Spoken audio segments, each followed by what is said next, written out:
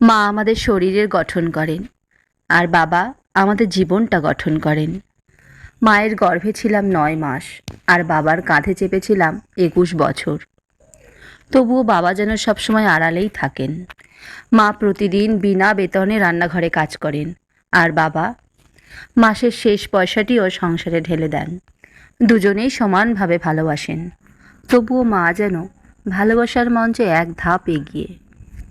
আর বাবা বাবা যেন একটা নীরবে দাঁড়িয়ে থাকা প্রেক্ষাপট। মা নিজের হাতে আমাদের প্রিয় খাবারটি বানিয়ে দেন, আর বাবা চুপচাপ দোকান ঘুরে সেই জিনিসটা এনে দেন।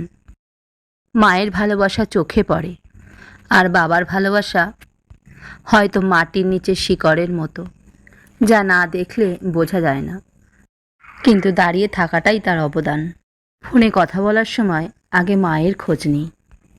দুঃখ পেলে মায়ের সাথে উজাড় করে সব কিছু বলি।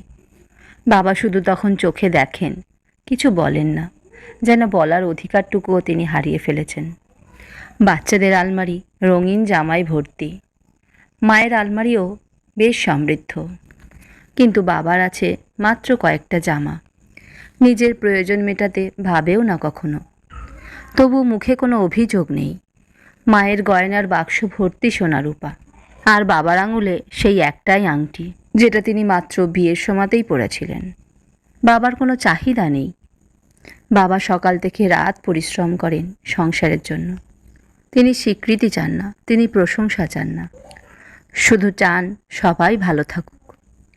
যখন বাবা মা দুজনেই বয়সের ভরে নুয়ে পড়েন, তখন সন্তানরা ভাবে মা হয়তো সংসারের কাজে লাগবে, আর কিন্তু বাবাকে বলে বাবা এখন কিছুই করতে পারে না, বয়স হয়েছে। হয়তো বাবাই সেই সংসারের নীরব মেরুদণ্ড, যিনি সামনে থাকেন না, কিন্তু ওনার জন্যই পুরো পরিবারটা দাঁড়িয়ে থাকে।